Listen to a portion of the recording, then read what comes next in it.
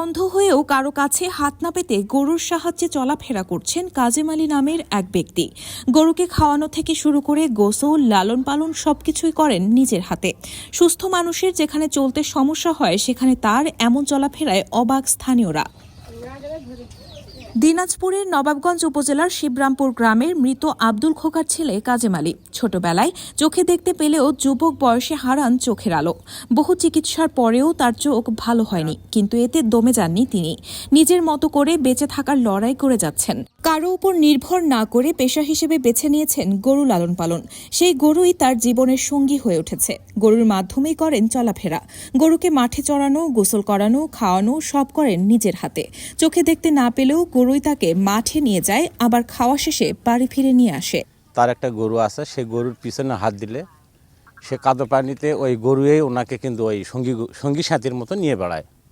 পরের বাড়িতে কাজকাম করতে পারে না, কিন্তু তার কর্ম শুধু ওই একটা গরু মাঠে নিয়ে আসে ওই গরুটাকে খাওয়াবে, আবার ওই গরুরই পিছনে হাত দিলে আবার ওই গরুটাই ওনাকে নিয়ে বাসায় যায়।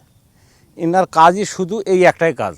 ছেলে একটা আছে, সে ভাত কাপড় যেটুকু দেয় ওইটুকু দিয়েই চলে আর কি। আমার জন্মের পর থেকে আমি দেখতেছি তিনি চোখে দেখতে পারেন না। তিনি গরুর মাধ্যমে চলাফেরা করেন।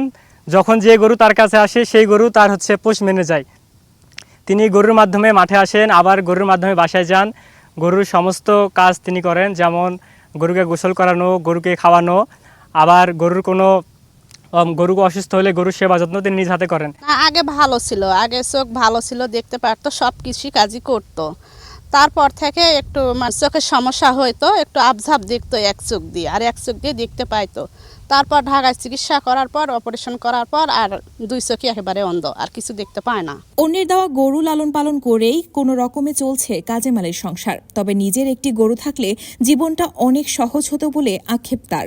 কাজেম আলীর দাবি, কেউ যদি একটি গরু কিনে দিত তাহলে তা তার জীবনে বড় সহায়তা হয়ে দাঁড়াতো। আমার তো এই গরুটাই সম্বল, এই গরুটাই আমাকে নিয়ে বেড়ায়। আমার তো কামাই রোজগার কিছুই নাই। এই গরুটা পিঠটা চলে আমি হাত দিতে নিয়ে যাবি, আয় থাম, এই যে পুকুরটা তো আছে, পুকুরটা যে খাই আমি যে ইশারা করিতে নামে যাবি, কিন্তু গোঁজ আছে, আমাকে যে নামবা সেটাও নাকবে না, ও নিজের গোসল নিজেই করে আসবি।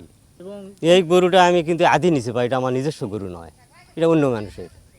আমি একটা বাচ্চা নেই, ওকে একটা দেই।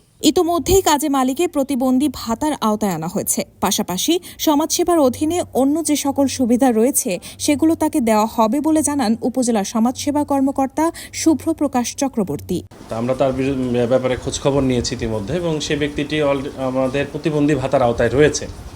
এছাড়াও বর্তমানে আমাদের প্রতিবন্ধী ঋণ, আমাদের সমাজসেবা কার্যালয় থেকে আমরা প্রতিবন্ধী ঋণ দিয়ে থাকি। সেটি 2 বছর মেয়াদে সেটি শোধ করতে হবে বিনা সুদে। সেটি সে চাইলে, আমরা তাদের সাথে যোগাযোগ করেছি, সে চাইলে আমাদের সেই ঋণটি নিতে পারে। অন্ধ হলেও হাল ছাড়েননি কাজেম আলী। নিজের মতো করে লড়াই করে যাচ্ছেন জীবনের সঙ্গে। তবে সমাজের সামর্থ্যবান মানুষ যদি এগিয়ে আসে তাহলে আরও স্বাবলম্বী হয়ে বাঁচতে পারবেন তিনি।